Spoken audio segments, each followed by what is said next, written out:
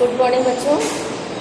हम आज अयोध्या सिंह उपाध्याय हरिऔध द्वारा लिखित पवन दूतिका को पढ़ने जा रहे हैं। तो किसी भी लेसन को जब हम पढ़ते हैं लिखते तो सबसे पहले हम संदर्भ लिखते हैं। तो क्या लिखेंगे?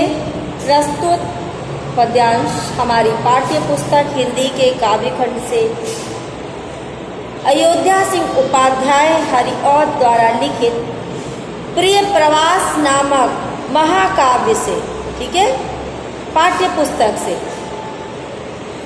पवन दूतिका नामक शीर्षक से संकलित, ठीक है। प्रिय प्रवास क्या था? महाकाव्य था इनका, और उससे ही ये पवन दूतिका संकलित है। संदर्भ में क्या लिखते हैं हम? जो पद्यांश पढ़ते हैं उससे संबंधित शॉर्ट में बातें, संक्षिप्त में, कि पहला जैसे आपका पद है, बैठी खिन्ना यक दिवस गेह में थी वे अकेली, आके आंसू दृग युगल में थे धरा को भिगोते, आई धीरे इस सदन में पुष्प सदगंध ले प्रातः वाली सुपवन इसी काल वातायनों से।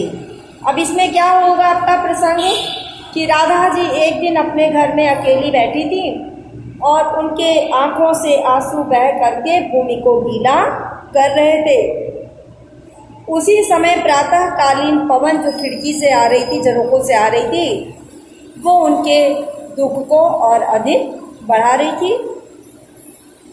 तो इसका हम व्याख्या इसकी पढ़ेंगे कि बैठी खिन्ना एक दिन खिन्न मन से के में घर में बैठी वे अकेली। तो एक दिन अयोध्या सिंह उपाध्याय हरिऔध जी कहते हैं कि एक दिन राधा जी अत्यंत उदास मन से, खिन्न मन या उदास मन से परिपूर्ण घर में अकेली बैठी हुई थी। आंखें आंसू दृग युगल, दोनों आंखों, दृग युगल माने आंखों के जोड़े, दोनों आंखों से आंसू आ करके धरा को भिगोते, पृथ्वी को गीला कर रहे थे। अर्थात आंखों से आंसू आ करके, उनकी दोनों आंखों से आंसू आ करके पृथ्वी को गीला कर रहे थे, ठीक है। आई धीरे इस सदन में पुष्प सदगंध बोले, प्रातः काली सुपवन, उसी समय प्रातःकालीन सुंदर पवन झरोखों से, रोशनदानों से होकर उनके घर के भीतर आई, ठीक है। कौन आया? प्रातःकालीन सुगंधित वायु उनके घर में आई। संतापों को विपुल बढ़ता देख के दुखिता हो, संताप माने कष्ट को, दुख को, अपने अधिक दुख कष्ट को और अधिक बढ़ता देखकर, अपने कष्ट को और अधिक बढ़ता देखकर दुखिता माने दुखी होकर धीरे बोली। राधा जी दुख के साथ धीरे से उनसे बोली, श्रीमती राधिकायो, श्रीमती राधिका दुख के साथ धीरे से बोली, प्यारी प्रातः पवन इतना क्यों मुझे है सताती, हे प्रातःकालीन पवन तुम मुझे इतना क्यों सता रही हो? क्या तू भी है कलुषित हुई काल की क्रूरता से? क्या तुम भी काल की कठोरता से कठोर हो गई हो, दूषित हो गई हो?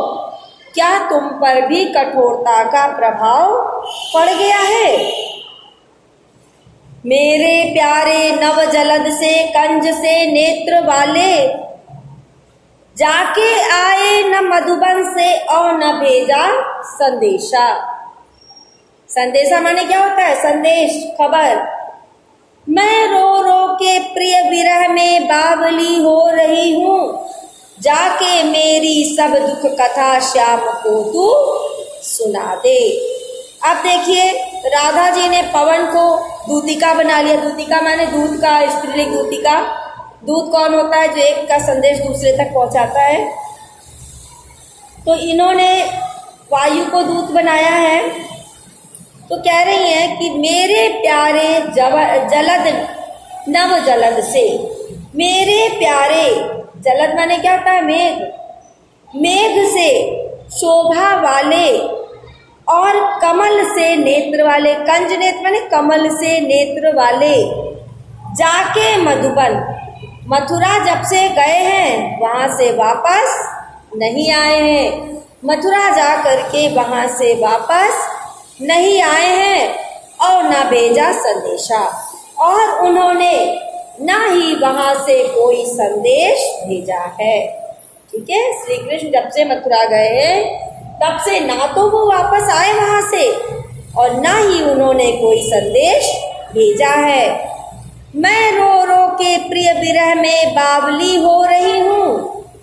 राधा जी पवन से कह रही है, पवन मैं प्रिय के विरह में, श्री कृष्ण के विरह में रो रो करके बावली अर्थात पागल सी हो रही हूँ। ठीक है, जाके मेरी सब दुख कथा श्याम को तू सुना दे। हे पवन तुम जाओ और मेरी ये दुख कथा जा करके श्री कृष्ण को सुना देना कि राधा जी तुम्हारे वियोग में कितनी दुखी है। अब आगे देखिए राधा जी दूतिका से क्या कह रही है। ज्यों ही मेरा भवन तज तू अल्प आगे बढ़ेगी। हे पवन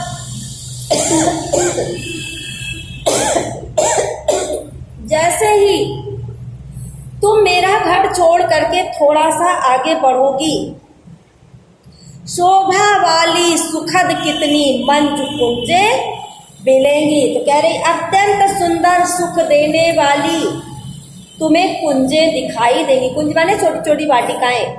ठीक है, वाटिकाएं दिखाई देंगी।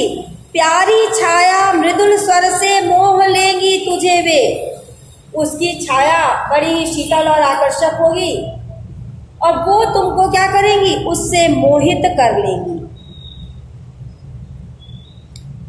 प्यारी छाया मृदुल स्वर से मोह लेंगी तुझे। अब मृदुल स्वर किस चीज के, जो चिड़ियां चहचहा रही हैं, तो कह रही पक्षियों के चहचहाने से, उनके स्वर से अत्यंत मधुर ध्वनि निकलती है। ठीक है, वो सब तुमको मोहित करेगी। तो भी मेरा दुख लख वहां जा न विश्राम लेना। हे पवन तब भी तुम मेरे दुख को ध्यान में रखना और वहां पर जाकर थोड़ा सा भी विश्राम मत करना, आराम मत करने लगना वायु में। ठीक है, थोड़ा आगे सरस रव का धाम सब पुष्प वाला। अब कह रही थोड़ा और आगे जाओगी तो क्या मिलेगा, अत्यंत मनोहर सुंदर सरस रस से युक्त। ठीक है, सुंदर मिलेगा क्या, मंजू कुंजे मिलेंगी, नहीं सॉरी, सतपुष्प वाला। सतपुष्प माने पुष्पों वाला, सुंदर पुष्पों वाला धाम मिलेगा। धाम माने स्थान। ठीक है, सुंदर स्थान मिलेगा। उसके बाद वो कह रही है कि वहां पर जब तुम आगे जाओगे, अच्छे अच्छे बहुद्रुम लतावान सौंदर्यशाली, वहां पर अच्छे अच्छे सुंदर सुंदर बहुत ही वृक्ष तुम्हें दिखाई देंगे, अत्यंत लताओं से युक्त दिखाई देंगे। प्यारा वृंदा विपिन मन को मुग्धकारी मिलेगा। और तुमको क्या मिलेगा, प्यारा वृंदावन मिलेगा जो मन को मोहित करने वाला होगा। आना जाना इस विपिन से मुह्यमाना न होना। कह रहे तुम इस वन से आना और जाना, ठीक है, लेकिन इससे मोहित मत हो जाना। देखो राधा जी क्या कह रही है, फिर से सुन लो इसको, कि राधा जी ने पवन से कहा कि तुम थोड़ा और आगे मेरे घर को छोड़ के जब बढ़ोगी तो मनोहर वृंदावन तुमको मिलेगा, मन को हरने वाला वृंदावन तुमको मिलेगा। उसमें पक्षियों का मधुर स्वर गूंजा करता है, मधुर फूलों से लदा रहता है वह। उसमें बहुत से सुंदर सुंदर वृक्ष तथा लताएं हैं। तू उस वन में इधर उधर भ्रमण तो करना, किंतु मोहित होकर के वहां रुक मत जाना। क्यों? क्योंकि राधा जी बहुत दुखी हैं और वो चाहती हैं कि मेरे दुख का हाल श्री कृष्ण तक जल्दी पहुंच जाए। ठीक है। जाते जाते अगर पथ में क्लांत कोई दिखावे, तो जाके सन्निकट उसकी क्लांतियों को मिटाना। अब राधा जी क्या कह रही हैं कि अगर तुम्हें रास्ते में जाते समय कोई थका हुआ दिखाई दे, अब धूप है, गर्मी है, तो रास्ते में बहुत से थके लोग दिखेंगे। ठीक है। तो क्या कह रही हैं आगे कि तो जाके सन्निकट उसकी क्लांतियों को मिटाना। तो हे पवन, तुम उसके पास जा करके उसकी थकावट को मिटा देना, उसके दुख को कम कर देना। धीरे धीरे परस उसके गात उत्ताप खोना, और धीरे धीरे उसके शरीर पर पूर्ण रूप से फैल करके उसके शरीर की गर्मी को दूर कर देना, उसके शरीर के ताप को दूर कर देना। और कह रही है सदगंधों से श्रमित जन को हर्षितों सा बनाना, और अपनी सुगंध से उन थके हुए श्रमिक लोगों को आराम प्रदान करना, उन्हें प्रसन्न चित्त कर देना। लज्जाशीला पथिक महिला जो कहीं दृष्टि आए, अगर तुम्हें मार्ग में कोई लज्जा से युक्त पथिक महिला दिखाई दे जाए, तो होने देना विकट व्यसना न को उस सुंदरी। तो हे पवन, तुम उस सुंदरी को वस्त्रहीन मत होने देना, इतनी तेज मत चलना कि उसके वस्त्र उड़ जाए। कहने का मतलब ये है, तो राधा जी पवन से क्या कह रही है कि हे पवन, अगर मार्ग में तुझे कोई लज्जाशील स्त्री दिखाई दे, तो तू उसके वस्त्रों को मत उड़ाना। जो थोड़ी भी श्रमित वह हो, गोद ले शांति खोना। अगर वो तुम्हें थोड़ी सी भी थकी दिखाई दे, तो उसको अपनी गोद में ले लेना, अर्थात उसके चारों ओर फैल करके उसे थोड़ा सा विश्राम देना, उसे आराम देना, उसकी थकावट को दूर कर देना। और क्या कह रही है, होठों की और कमल मुख की म्लान लाए मिटाना, उसके होठ की और उसके कमल के समान मुख की थकान को दूर कर देना, मिटा देना। ठीक है, उसे शीतलता प्रदान कर देना। बेटा इसमें कुछ हम व्याख्या भी करेंगे साथ साथ। तो पहले उपर्युक्त पद्यांश के शीर्षक और कवि का नाम लिखना है आपको। तो उपर्युक्त पद्यांश के शीर्षक का नाम है पवन दूतिका, और कवि का नाम क्या है, अयोध्या सिंह उपाध्याय हरिऔर। ठीक है, तो ध्यान रखना इस बात का। दूसरा है, राधा ने प्रातःकालीन वायु से दुखित होकर के क्या कहा। तो उसका उत्तर है बेटा, राधा ने प्रातःकालीन वायु से दुखित होकर कहा कि हे प्रातःकालीन वायु, तू मुझे इतना क्यों सताती है? क्या तू भी मेरे भाग्य की काल की कठोरता से प्रभावित होकर दूषित हो गई है? ठीक है, यही वो कह रही है राधा जी।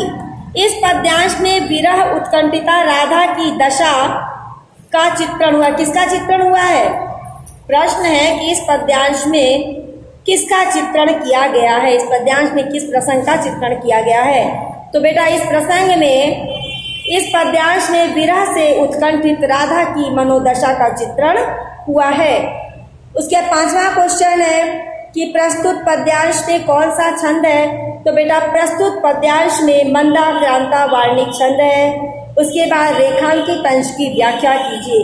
तो बेटा रेखांकित अंश है, प्यारी प्रातः पवन इतना क्यों मुझे है सताती, क्या तू भी है कलुषित हुई काल की क्रूरता से। हमें इस पंक्ति की व्याख्या केवल करनी है। तो प्रस्तुत पद्यांश में हरिऔर जी कहते हैं कि हे प्रातःकालीन सुखद वायु, पुष्पों की सुगंध लेकर धीरे से खिड़कियों के रास्ते उस घर में प्रविष्ट हुई जहां राधिका जी दुखी अवस्था में बैठी हुई थी।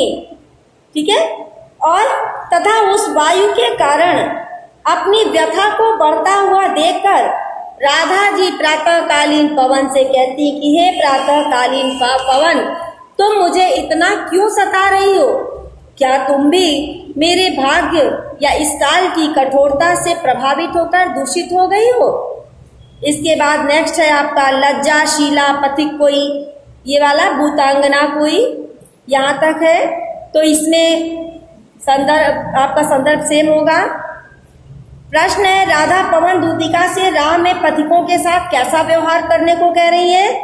तो बेटा उत्तर है, राधा पवन दूतिका से राह में पथिकों के साथ परोपकार का व्यवहार करने को कहती है। दूसरा है, इस पद्यांश में कवि ने किसका चित्रण किया है? तो बेटा इस पद्यांश में कवि ने पवन के माध्यम से जन सेवा का चित्रण किया, परोपकार के भाव का चित्रण किया है। इस पद्यांश में कौन सा अलंकार है? तो बेटा इस पद्यांश में रूपक, मानवीकरण, उपमा, अनुप्रास अलंकार है। रेखांकित अंश की व्याख्या कीजिए। तो रेखांकित अंश में अयोध्या सिंह उपाध्याय जी कहते हैं कि राधिका जी पवन से कहती हैं कि हे पवन, यदि तुझे मार्ग में कोई लज्जाशील स्त्री दिखाई दे, लाजवंती स्त्री दिखाई दे, तो तू इतने वेग से न बहना कि उसके वस्त्र अस्त व्यस्त हो जाए, उसका शरीर खुल जाए। इस बात का ध्यान रखना।